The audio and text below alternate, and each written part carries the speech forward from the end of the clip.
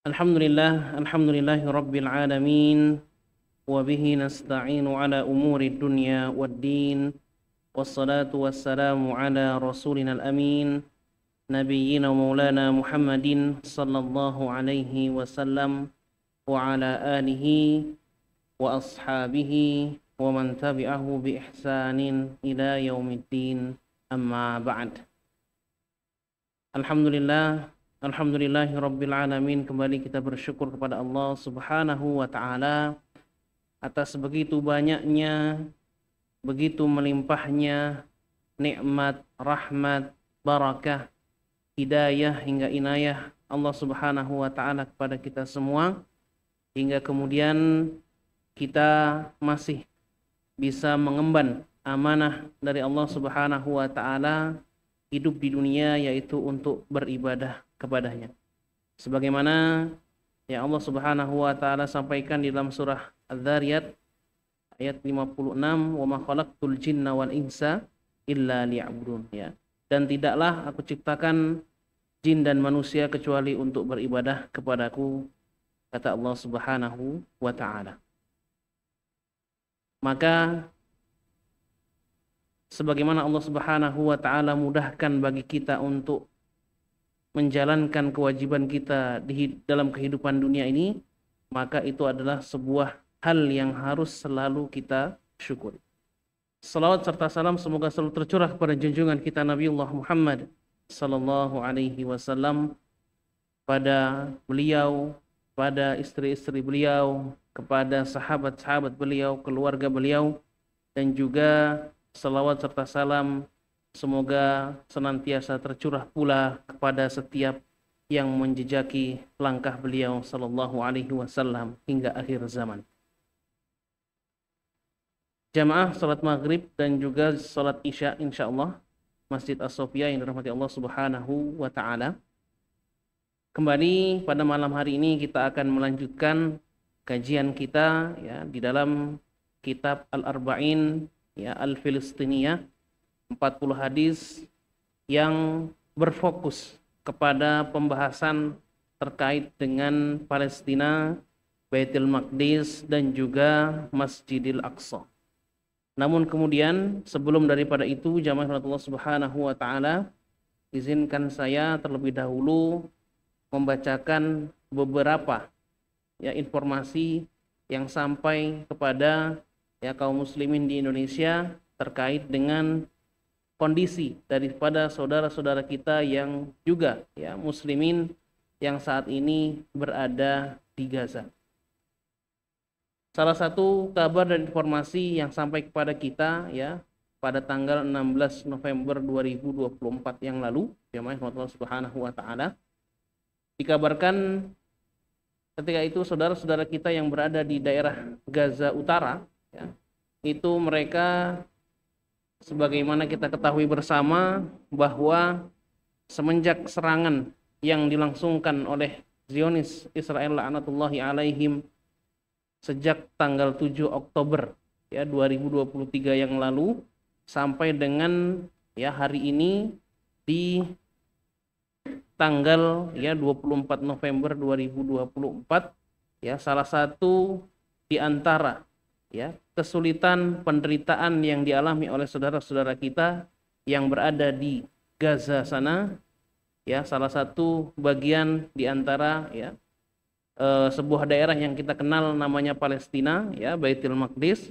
itu adalah musibah kelaparan ya, al-maja'ah ya, atau ya kita kenal dengan musibah kelaparan. Sebab daripada serangan-serangan yang ada ya, itu sudah menghancurkan banyak sekali fasilitas-fasilitas, di antaranya tentu adalah fasilitas untuk menghasilkan makanan ya. Dalam hal ini kita kenal namanya pertanian. Sehingga kemudian ya tanggal 16 November yang lalu di tahun 2024 ya, 16 November yang sudah lewat ya, itu saudara-saudara kita sebenarnya sedang mengantri untuk mendapatkan bantuan tepung ya. Jadi tepung, karena memang konsumsi di sana itu adalah ya tepung gandum yang untuk kemudian diadun menjadi roti. Namun ya jamaah Allah Subhanahu wa Ta'ala, tatkala kemudian ya saudara-saudara kita itu sedang mengantri, ternyata di saat itu pula Zionis Israel ya melayangkan serangan misil dan juga bom ya, sehingga disebut tragedi ini disebut pembantaian tepung ya. Jadi ketika saudara-saudara kita karena kelaparan mengantri bantuan tepung ya, ketika mereka berkumpul dan di saat berkumpul itulah mereka diserang ya dengan misil dan juga bom ya.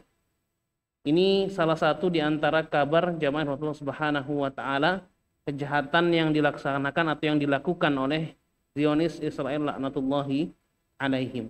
Kemudian ada kabar-kabar yang lain yang berkaitan dengan ya banyak sekali tenaga kesehatan, tenaga medis serta jurnalis ya jamaah Allah Subhanahu wa taala, yang mana mereka ini adalah ya orang-orang yang sebenarnya harus dilindungi ya, karena mereka berperan aktif ya, apalagi di bidang kesehatan.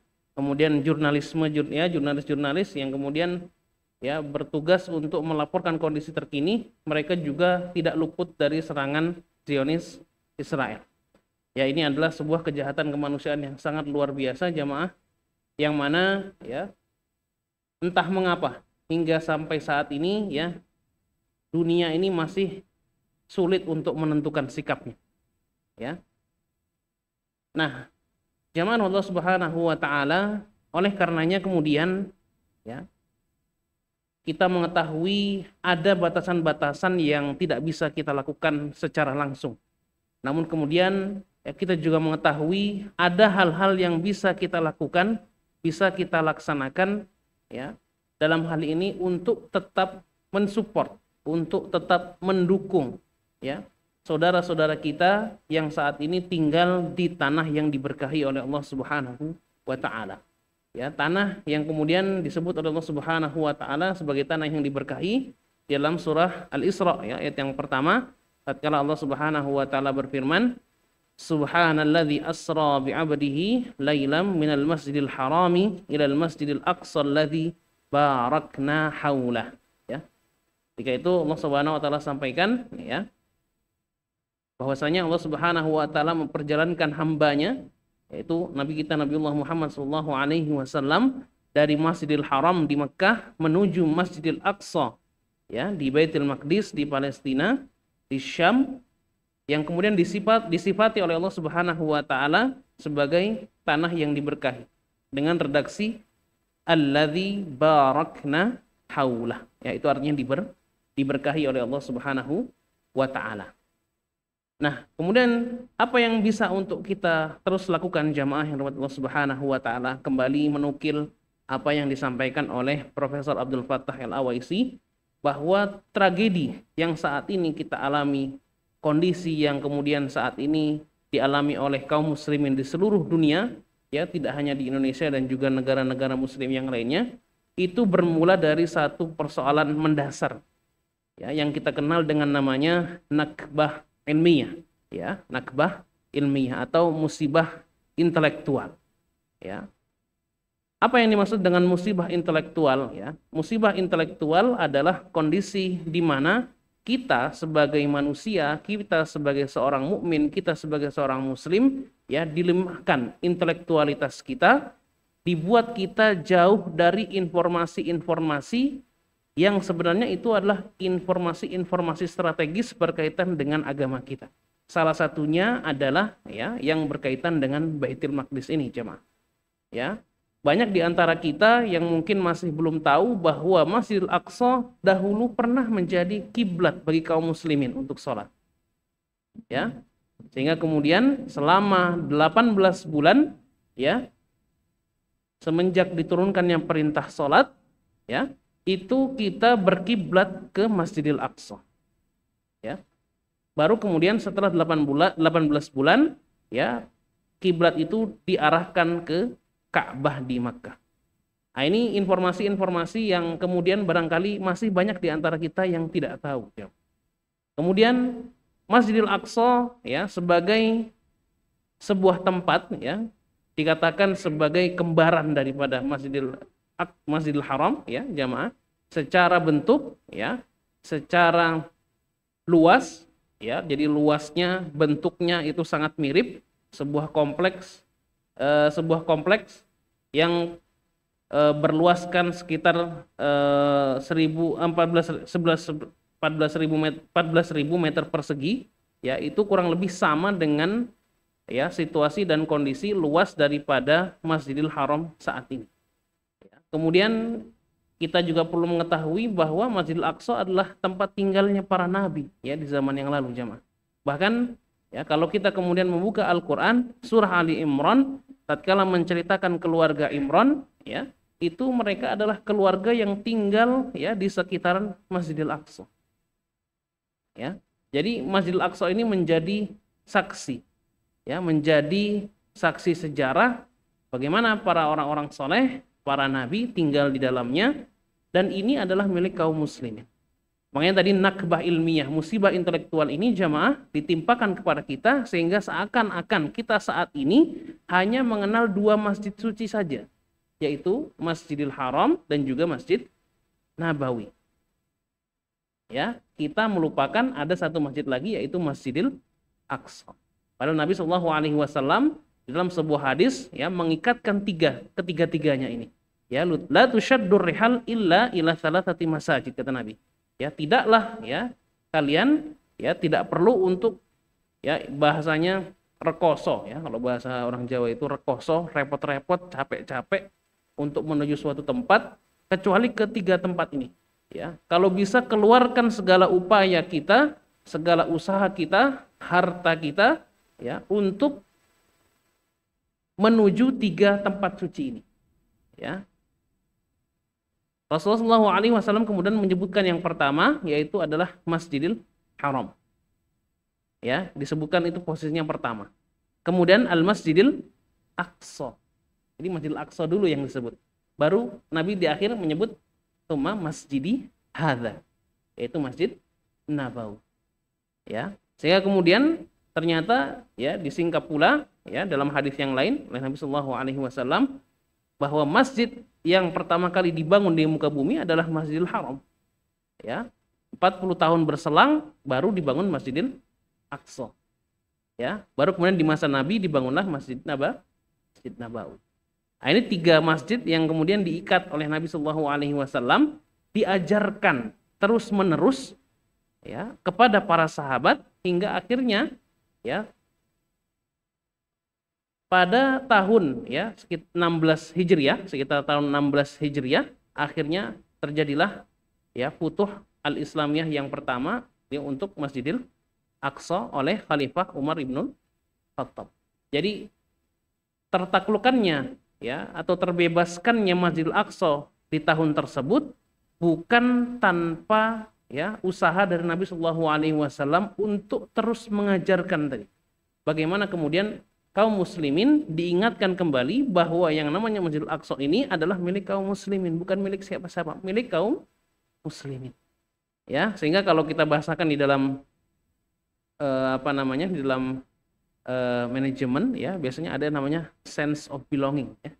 Ada namanya sense of belonging, rasa memiliki. Ketika rasa memiliki itu sudah tumbuh, maka segala upaya akan dilakukan untuk ya membuat apa yang kita miliki itu tetap eksis, tetap bertahan ya, kalau bisa itu kembali ke pangkuan kita. Ya, itu namanya sense of belonging. Ya, rasa memiliki. Ya, kemudian ketika bahkan sampai wafatnya Rasulullah SAW ya sudah disiapkan sebuah pasukan ya dipimpin oleh seorang anak muda namanya Usamah bin Zaid ya, menjadi komandan, menjadi pemimpin bagi beberapa sahabat-sahabat senior yang mana pasukan ini hendak dikirimkan untuk membebaskan Masjidil Aqsa. Bahkan kemudian hingga Nabi SAW wafat, amanah tersebut tetap dijalankan. Ya, itu semua tidak akan terjadi kalau ya kemudian terjadi musibah intelektual. Ya, orang itu kalau tidak tahu, dia tidak akan merasa memiliki. Orang itu kalau tidak mengerti, maka dia tidak akan merasa memiliki. Sehingga tidak akan ada usaha, tidak akan ada upaya untuk membebaskan, untuk membenarkan, atau kemudian merestorasi, merehabilitasi sesuatu yang bukan miliknya. Karena itu dianggap tidak penting. Gitu ya jemaah ya. Jadi kalau orang itu kemudian merasa tidak memiliki, maka dia akan abai. Ya, rasa memiliki inilah yang dipupuk oleh Nabi Shallallahu Alaihi Wasallam kepada para sahabat. Hingga kemudian ya, ada salah seorang sahabiyah ya namanya Maimunah. Ya, sahabiyah ya seorang wanita bertanya kepada Nabi Shallallahu Alaihi Wasallam, ya Rasulullah, fatwakanlah kepada kami ya atau kepadaku ini ya seorang wanita, engkau tahu kami ini wanita tidak bisa pergi ke Masjidil Aqsa karena jauhnya Pak ya jaraknya itu ya kalau dari masih ke daerah Tabuk saja ya daerah Tabuk itu sudah jaraknya udah ratusan kilometer, 900-an kilometer ya itu baru setengah jalan itu untuk menuju sampai ke Masjidil Aqsa, ke Baitul Maqdis ya kalau dahulu namanya kotanya namanya Ilya ya Ilya. Nah ini itu masih sekitar seribuan kilometer lebih ya dari Makkah menuju ke Masjidil Aqsa. Ya ini seorang sahabiyah dengan semangat bertanya kepada Nabi, ya wahai Nabi, fatwakan kepada kami apa yang bisa kami lakukan. Kami ini nggak bisa pergi ke sana, tapi apa yang bisa kami lakukan? Ya, ternyata kondisi Masjidil Aqsa ketika itu sedang dikuasai oleh Romawi Timur, jemaah. Ya, dikuasai oleh Bizantium.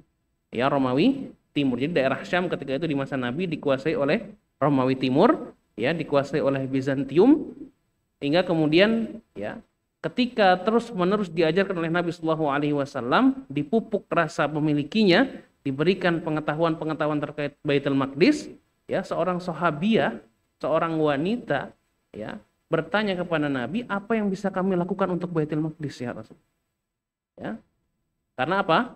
Tahu dirinya bahwa dia itu tidak bisa berangkat ke sana untuk ikut misalnya membebaskan Masjidil Aqsa, ya. Jadi ibaratnya kira-kira usaha minimal apa ini yang bisa kami lakukan? Kami tetap ingin berperan begitu. Ya, dijawab oleh Nabi Shallallahu Alaihi Wasallam, ya, kirimkanlah minyak-minyak kalian, ya, untuk menerangi Baitul Maqdis, untuk menerangi Masjidil Aqsa. Karena ketika itu jamaah yang Allah Subhanahu Wa Taala, Masjidil Aqsa atau komplek Masjidil Aqsa itu, ya, dahulu ya karena dikuasai oleh orang-orang Romawi Timur, ya orang-orang Bizantium, maka kondisi tempat tersebut itu dikuasai saja, tidak diurus, sehingga tempatnya itu gelap. Bahkan beberapa sumber menyebutkan ya komplek Masjidil Aqsa itu dahulu bahkan dijadikan sebagai tempat ya pembuangan akhir. Ya, jadi Nabi SAW mengarahkan Maimunah ini, ya sahabiyah Maimunah, ya yang mulia ini radhiyallahu anha, untuk apa? Memang tidak bisa berangkat ke sana untuk membebaskan, tapi apa? Ya kalau bisa kirimkan minyak-minyakmu ya untuk menerangi Masjidil Aqsa yang ketika itu gelap gulip-gulip. Ya, sehingga di sini kita mengambil pelajaran, kita tahu kita saat ini tidak bisa membantu langsung saudara-saudara kita yang ada di sana. Tetapi doa-doa kita, ya harta-harta kita itu bisa sampai kepada mereka. Maka ya jangan sampai kemudian ya dalam sebuah kaidah ma la yudraku kulluh la yutraku kulluh, ya kalau kita tidak bisa ya mencapai usaha maksimal ya untuk mewujudkan sesuatu, maka kemudian kita jangan skeptis dan meninggalkan begitu saja. Kalau kita masih bisa melakukan sesuatu meskipun itu persentasenya minimal, lakukan tetap ya, karena tidak ada kebaikan ataupun keburukan sekecil apapun kecuali nanti akan dibalas oleh Allah Subhanahu wa Ta'ala. Nah, kita masuk jamaah yang rahmat Allah Subhanahu wa Ta'ala malam hari ini kepada hadis yang ke-24, ya. Hadis yang ke-24 dari ya sahabiyun jalil namanya Salamah bin Nufail Al-Kindi, ya. Qala, ia berkata, qala Rasulullah sallallahu alaihi wasallam, Rasulullah sallallahu alaihi wasallam bersabda, uqrodaril mu'minin bisyam, ya. Ketahuilah bahwa pusat tempat tinggal orang-orang mukmin adalah di Syam, ya. Dan di dalam riwayat yang lain, ya, ini lebih panjang, la tazalu ta'ifatun min ummati zahirina 'alan nas yarfa'ullaha quluba aqwamin yuqatilunahum wa yarzuquhumullahu minhum hatta ya'tiya amrullahi azza wa jalla wa hum 'ala dzalik. Ala inna uqradaril mu'minin asyam wal khailu maq'udun fi nawasiha al khair ila yaumil qiyamah. Ya, jadi kalau dalam hadis pendeknya tadi, ketahuilah bahwa pusat tempat tinggal orang-orang mukmin adalah di Syam. Tapi kemudian dalam hadis yang lebih panjang, lebih lengkap lagi redaksinya, ya, la tazalu ta'ifatun min ummati zahirina 'alan nas, ya. Pasti akan selalu ada, ya, suatu kelompok dari umatku, kata Nabi sallallahu alaihi wasallam, zahirina 'alan nas, ya. Mereka ini menjadi panutan, ya. Mereka ini orang-orang yang unggul, orang-orang yang menang. Yarfa'ullahu quluba aqwamin yuqatilunahum. Mereka ini menjadi kelompok yang dimusuhi banyak orang, ya. Wa yarzuquhumullahu minhum. Namun demikian Allah tetap, ya, Allah Subhanahu wa taala tetap, ya, mengalirkan rezekinya kepada mereka.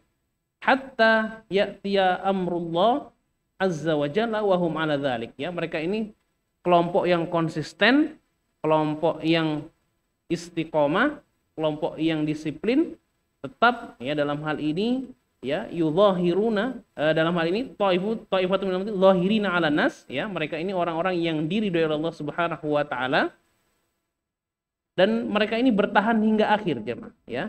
Ala inna uqradaril mu'minin bisyam, ya. Ala inna uqradaril mu'minin bisyam. Dan mereka ini, ya, disebutkan ada di Syam, ya, kelompok yang teguh, kelompok yang beriman, kelompok yang mendapatkan pertolongan Allah Subhanahu wa taala, ya. Ini berada di Syam, dan di penjelasan oleh ulama yang lain ini juga berada di tempat-tempat yang lain, ya. Dalam hal ini satu indikator yang sama. Mereka ini adalah kelompok yang beriman, kelompok yang berjuang di jalan Allah sehingga, ya, berhak untuk mendapatkan pertolongan dari Allah Subhanahu wa taala.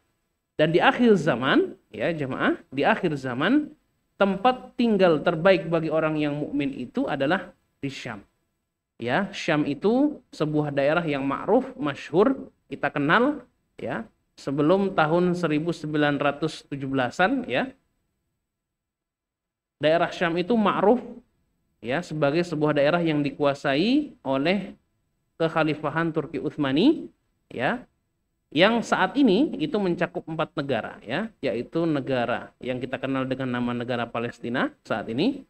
Selain Palestina adalah negara Jordania, ya, atau Urdun, ya, atau misalnya dalam ininya Al-Mamlakah Al-Hashimiyah Al-Urduniyah, ya.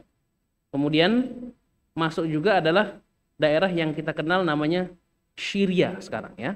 Jadi 3 ditambah dengan Lubnan atau Lebanon. Jadi Syam itu sekarang 4 negara, dipecah menjadi 4 negara, ya. Palestina, Jordan, Lebanon, dan juga Suriah, ya. Itu adalah daerah yang dikenal dengan namanya Syam. Nah, kemudian lanjutan daripada hadis ini, wal khailu maq'udun fi nawasiha al khair ila yaumil qiyamah. Ya, Nabi sallallahu alaihi wasallam kemudian membahas terkait dengan, ya, seekor kuda, ya, yang terikat fi nawasiha, ya, di dalam, ya, tempat untuk terikatnya dia itu dalam kondisi siap, ya, ready untuk berperang, itu adalah sesuatu hal yang baik ila yaumil qiyamah, ya. Ternyata hadis ini, jamaah, ketika itu ada sahabat yang bertanya kepada Nabi sallallahu alaihi wasallam yang mengatakan kemudian bahwa, ya Rasulullah, ini ada kondisi yang dialami oleh kaum muslimin. Apa yang mereka lakukan? Mereka itu meletakkan senjata-senjata mereka, ya, meninggalkan kuda-kuda mereka, ya, mengikatnya, sehingga kemudian bukan menjadi orang yang selalu siap sedia. Maksudnya bagaimana? Ketika itu sudah menang perang, ya, Fathu Makkah sudah selesai, ya, sehingga kemudian orang-orang itu mulai meninggalkan senjatanya, ya, mulai meninggalkan senjata, mulai meninggalkan kuda. Ya, maksudnya adalah mereka mulai meninggalkan usaha untuk, ya, punya keterampilan dalam strategi perang, baik menggunakan senjata, ya, entah itu pedang, entah itu busur panah, ya, dan juga berkuda, ya. Nah, itulah kemudian direspon oleh Nabi Shallallahu Alaihi Wasallam, ya, wal khairu maq'udun fi nawasihal khair ila yaumil qiyam, ya. Sesungguhnya, ya, justru kondisi kuda yang siap untuk ditunggangi kapan saja, ya, untuk jihad fisabilillah, ya, itu lebih baik, ya, sampai dengan hari kiamat. Ya, di sini juga ada motivasi dari Nabi Shallallahu Alaihi Wasallam bahwa yang namanya jihad itu akan terus ada sampai dengan hari kiamat. ya. Oleh karenanya kita jangan sampai ya tidak memiliki kemampuan-kemampuan dalam hal ini untuk ya dalam hal ini membekali diri kita ya berkaitan dengan kesiapan-kesiapan untuk berjihad. Ya, dari fisik kita, dari kemampuan skill kita, itu jangan sampai ya kita tidak memilikinya. Karena yang namanya syariat jihad ini ya sudah paten sampai dengan hari kiamat itu akan ada. Ya. Nah, di akhir zaman kelak ya kaum muslimin ya, orang-orang yang beriman itu akan dikumpulkan di Syam. Ya, sehingga disebut ya Syam itu al-mahsyar ya. Jadi Syam itu di dalam beberapa hadis yang lain itu disampaikan dengan istilah al-mahsyar, ya, tempat berkumpul. Ya, para ulama kemudian menjelaskan ini ada dua maksudnya ini. Ya. Pertama, tempat berkumpulnya kaum muslimin di akhir zaman nanti, ya. Jadi nanti di akhir zaman, ya, seluruh kaum muslimin, kaum mukminin itu akan berkumpul ke sana. Ya, berkumpul di sana. Karena dikatakan Nabi di sini sebagai tempat yang terbaik untuk tinggal, ya, untuk berkumpul. Dan penjelasan yang lain juga jemaah yang Allah Subhanahu wa taala itu adalah sebagai mahsyarnya akhirat ya, mahsyar di akhirat ya. Salah satu kemudian ya penjelasan dari para ulama adalah Syam ini nanti juga menjadi mahsyar di akhirat, tempat berkumpul di akhirat pada hari akhir ya. Nah, itu beberapa informasi ya berkaitan dengan yang dimaksud dengan hadis ini, yaitu uqrodaril mu'minin bisyam ya, bahwa tempat tinggalnya orang-orang mukmin itu adalah bisyam. Jadi ini ya kalau kita bilang jamaah Allah Subhanahu wa taala adalah bagaimana Nabi SAW menggambarkan situasi dan kondisi di akhir zaman kelak. Ya, ketika nanti yang kita kenal dengan namanya zaman fitnah, zaman ya terlebih lagi kita tahu di akhir zaman itu ya salah satu puncak menuju kiamat kubro itu adalah keluarnya Dajjal ya, dan nanti yang namanya Dajjal itu akan eksekusi di Syam nanti. Ya, akan dieksekusi di Syam. Dan ketika itu kaum muslimin sudah berkumpul dengan Nabi Isa alaihissalam dan juga Al-Imam Al-Mahdi. Ya, jadi itu semua tempat berkumpulnya nanti di Syam. Kemudian jamaah Allah Subhanahu wa taala kita masuk pada hadis yang ke-25 ya. An Salim bin Abdullah bin Umar an abihi radhiyallahu anhum qala. Ya, dari Salim bin Abdullah bin Umar ya, an abihi dari ayahnya Umar bin Khattab ya, bin Umar bin abihi bin Umar an abihi ya, radhiyallahu anhum qala. Ia berkata qala Rasulullah alaihi wasallam, Nabi sallallahu alaihi wasallam bersabda ya, satakhruju narun fi akhiriz zaman min Hadramaut tahsyurun nas. Qulna famadza ta'muruna ya Rasulullah? Qala alaikum bisyam ya, qala alaikum bisyam. Jadi nanti kata Nabi SAW akan keluar api di akhir zaman dari Hadramut ya, yang mengumpulkan manusia. Kami berkata, maka apa yang engkau perintahkan kepada kami ya? Famadza ta'muruna ya Rasulullah? Qala alaikum bisyam. Maka nanti ya alaikum bisyam, pergilah ke Syam ya. Jadi ini juga adalah kita ketahui informasi dari Nabi Shallallahu Alaihi Wasallam berkaitan dengan masa depan, ya, dijelaskan oleh para ulama di sini. Satakhruju narun, ya, akan keluar nanti api, wahya nurun alal haqiqah, ya, itu api yang sebenarnya nanti, maksudnya begitu. Ya, ada juga yang mengatakan adalah fitnah syadidah, ya, fitnah syadidah. Fitnah syadidah itu kondisi yang sangat berat, ya, sehingga akhirnya kemudian membuat manusia, ya, termobilisasi, ya. Termobilisasi, dan akhirnya tempat yang paling aman untuk didatangi adalah Syam. Ya, ini kondisi akhir zaman, ya, kondisi daripada akhir zaman, ya. Dan dijelaskan oleh para ulama di sini, wakilahuma al-ma'nain wa huma an-nar awil fitnah takunu fi Syam akhaf walidha amarahum bidhhab ila hunat, ya. Dikatakan oleh Nabi sallallahu alaihi wasallam, ya, ini penjelasan dari para ulama bahwa yang baik penafsiran makna nar tadi, ya, api yang sebenarnya ataupun itu dimaksud adalah fitnah, ya, takunu fi Syam akhaf, bukan bermakna kemudian di Syam nanti tidak ada, ya, api dan fitnah itu tidak ada, bukan mungkin demikian, ya, tapi di sana tempatnya, ya, dalam hal ini presentasinya lebih kecil, lebih aman, ya. Makanya Nabi sallallahu alaihi wasallam, ya, amarahum bidzhab ila huna, ya, Akhirnya Nabi SAW memerintahkan kepada tempat yang tadi lebih ringan ya fitnahnya, lebih ringan apinya. Nah, ini juga menjadi prinsip kita dalam sehari-hari jamaah ya. Dalam prinsip kita sehari-hari dalam beramal, tatkala kita tidak bisa memaksimalkan ya suatu amalan hingga mencapai 100%, ya, jangan sampai meninggalkannya tanpa sisa. Ya, kerjakanlah semampunya. Ya, faqul malu fasayarallahu a'malakum. Ya, karena agama kita ini ya, kalau dalam bahasanya cendekiawan muslim Indonesia itu adalah agama yang berbasis pada proses. Ya, agama yang berbasis pada proses. Kita tidak dituntut untuk bisa memastikan hasil akhirnya harus 100% atau 1000%, tidak demikian. Melainkan apa? Ya, kita dituntut untuk memaksimalkan usaha kita sampai pada batas yang bisa kita lakukan semaksimal mungkin. Ya. Jadi semisal ya dalam hal ini kita tidak bisa dalam hal ini membantu langsung saudara-saudara kita ya, atau kemudian mensupport langsung datang ke sana ya, mengobati mereka, menghibur mereka secara langsung, tidak bisa. Kita tahu kita punya keterbatasan itu. Namun demikian itu tidak membatasi diri kita jemaah ya, tidak membatasi diri kita untuk terus melantunkan doa, tidak membatasi kita untuk mengirimkan sedikit daripada harta yang kita miliki, atau mungkin sebanyak mungkin yang bisa kita lakukan, kita kirimkan untuk membantu saudara-saudara kita yang ada di sana. Ya, jadi itu terangkum dalam kaidah ya, ma la yudraku kullu la yutraku kullu. Sesuatu yang tidak bisa dicapai 100%, kita tidak boleh skeptis sehingga kemudian meninggalkannya begitu saja, tidak. Lakukan sebisa kita, lakukan semampu kita. Ya, bukankah ini juga kemudian jamaah tergambar dalam syariat kita yang memudahkan ya. Ya, dalam syariat kita itu ada taisirnya ya, ada kemudahannya, ada al-yusr. Tatkala kemudian misalnya kita sholat ya tidak bisa berdiri, maka apa yang kita lakukan jemaah? Duduk. Kalau tidak bisa duduk, berbaring. Ya, kalau kemudian tidak bisa bergerak meskipun dalam keadaan berbaring, maka menggunakan isyarat, bahkan sampai dengan kedipan mata.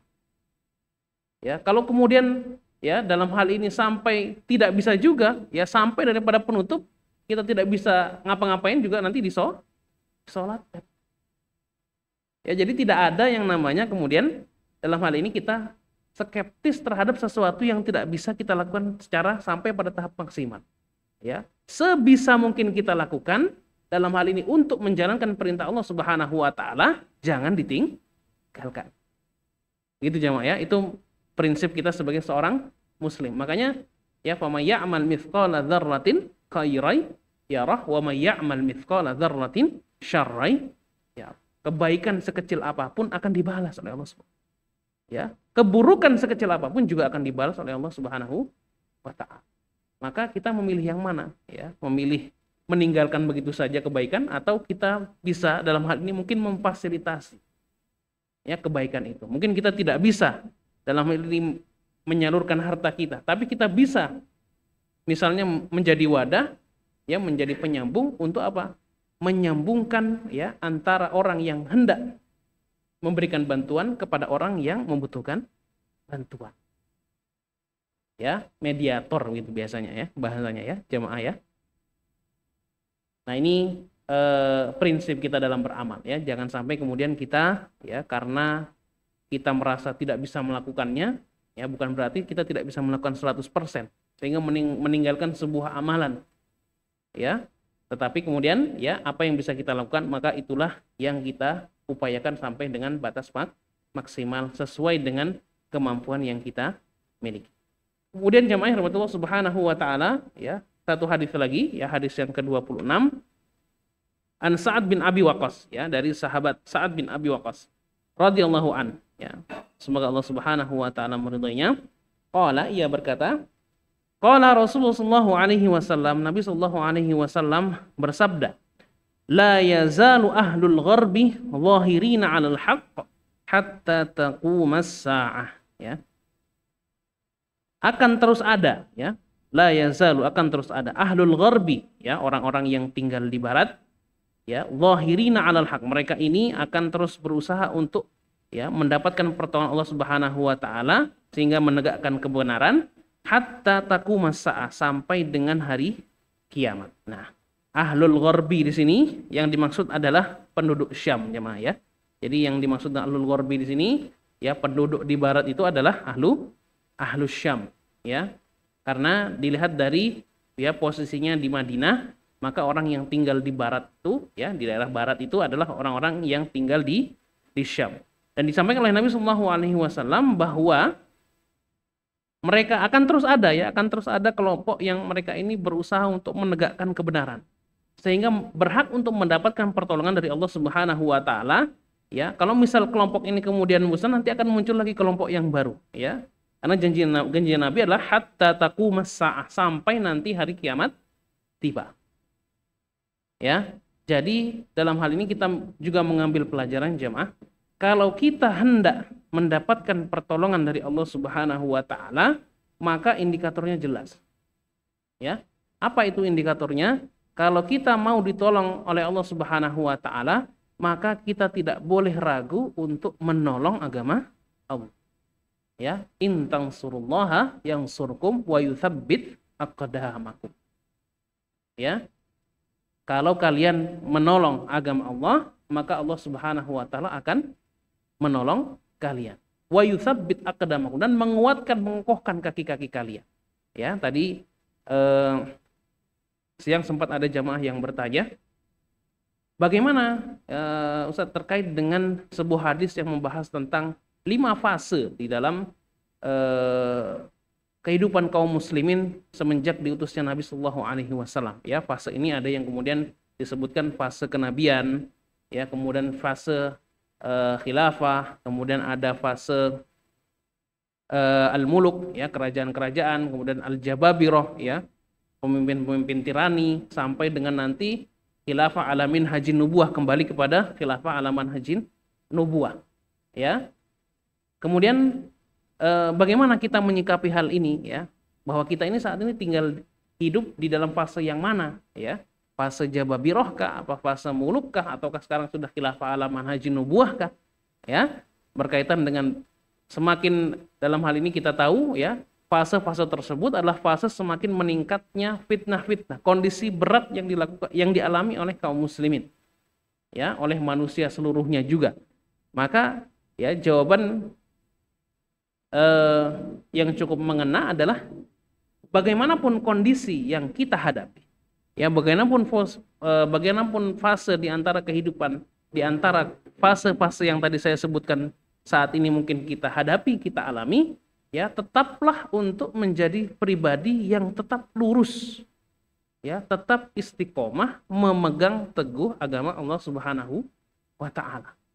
Ya, jadi jangan khawatir zamannya, ya, tapi khawatirlah di zaman yang berat, di zaman yang susah, kita tidak menjadi orang-orang yang istiqomah. Ya, sehingga apapun kondisinya, ya, apapun situasinya, tetaplah menjadi hamba yang istiqomah. Ya, memegang teguh agama Allah Subhanahu wa taala. Ya, meskipun kemudian saat ini kita rasa benar, kita merasakan situasi kondisi yang sangat berat dalam berbagai hal. Ya, situasi kondisi ekonomi, politik, hukum, dan dan hal-hal lainnya kita rasakan berat, tetaplah menjadi hamba Allah. Ya, tetaplah menjadi hamba yang berpegang teguh pada prinsip-prinsip yang sudah disampaikan oleh Nabi Shallallahu Alaihi Wasallam. Tetaplah menjadi hamba yang berupaya untuk berlaku adil, jangan sampai berlaku zalim. Tetaplah menjadi hamba ya yang terus untuk berupaya ya menegakkan sedikit ya mungkin yang bisa dilakukan di antara sunnah-sunnah Nabi Shallallahu Alaihi Wasallam. Ya, itu yang namanya istiqomah. Ya, sampai dikatakan oleh para ulama ya, yang namanya karomah itu ya, yang namanya kemuliaan itu, yang namanya pemberian dari Allah Subhanahu wa taala berupa ya hal-hal yang memuliakan manusia itu bukan jalan di atas air atau bisa terbang, bukan. Ya, karomah itu bukan bisa jalan di atas air atau bisa terbang, bukan. Karomah itu adalah istiqomah. Ya, kemuliaan itu ada pada keistiqomahan. Ya, ini juga yang kemudian menjadi pesan ya salah seorang alim ya di Indonesia, namanya Pak AR ya, AR Fakhruddin ya, Pak AR Fakhruddin. Beliau ini pernah menjadi ketua daripada salah satu ormas terbesar di Indonesia, tapi kemudian jamaah ya, sampai dengan akhir hayat beliau ini tidak punya rumah. Bahkan kehidupannya sehari-hari itu ditopang dari jualan bensin. Ya. Ada lagi ya di antara ulama yang lain ya, Pak Muhammad Natsir misalnya, salah satu di antara usaha yang beliau geluti ya, itu adalah tambal ban. Ya, bagaimana alim ya, pemimpin level nasional, dikenal secara internasional ya, tetapi apa? Istiqomah ya, tawadhu, qanaah dalam beramal, hingga kemudian sangat berhati-hati untuk apa? Ya, memasukkan makanan ke dalam dirinya, hingga akhirnya apa? Untuk memenuhi kebutuhan sehari-hari dia lebih mementingkan, lebih berusaha untuk bekerja daripada memanfaatkan jabatan yang dimiliki. Ya, itu namanya istiqomah jamaah ya. Dan istiqomah itu adalah karomah yang sebenar-benarnya. Ya, ketika Allah Subhanahu wa taala sudah merezekikan kepada seorang istiqomah ya, bagaimanapun situasi kondisinya dia tetap berpegang teguh. Ya, maka itu adalah sebuah kemuliaan yang luar biasa. Ya. Mulailah dari hal-hal yang kecil, jamaah, ya. Mulai dari hal-hal yang kecil yang bisa kita lakukan konsisten setiap hari. Ya, misalnya sedekah setiap hari, ya, atau kita kemudian setiap hari selalu berupaya punya target. Ya, satu hari bisa baca Quran misalnya mulai dari 1-2 halaman dulu. Nanti naik sejuz, 2 juz. Ya, atau misalnya sedekah setiap hari ya, sedikit-sedikit saja Pak ya, Bapak dan Ibu sekalian, sedekah tapi setiap hari konsisten ya, setiap hari 1 juta 2 juta gitu ya, daripada seminggu sekali 5.000 ya. Ya, itu apa? Konsistensi tadi ya, konsistensi dalam beramal kecil ya. Kata Nabi SAW ya, ketika ditanya ayul a'mali khair, kata Nabi ya, ditanya kepada Nabi, amal yang paling baik itu amal yang bagaimana? Maka dijawab oleh Nabi SAW ya, ad-duwamuha wa in qallah ya, yang paling konsisten di setiap hari selalu dijaga meskipun itu sedikit. Ya, misalnya kita punya target setiap hari, pokoknya setiap hari jangan sampai lepas qobliyah subuh. Setiap hari jangan sampai saya lepas duha. Setiap hari jangan sampai lepas ya, misalnya sedekah 5.000 sehari dikumpulkan dalam kaleng, atau 2.000 atau 1.000. Tapi apa tadi? Nilai keistiqomahannya tadi itu jemaah. Ya, bukan hasil akhirnya nanti bagaimana, tetapi prosesnya kita menjaga keistiqomahan itulah yang nanti dinilai oleh Allah Subhanahu wa taala, dan itu adalah kemuliaan. Ya, itu adalah kemuliaan. Nanti mungkin barangkali jamaah punya pengalaman-pengalaman ya, orang tua kita dahulu ya. Ada lagi salah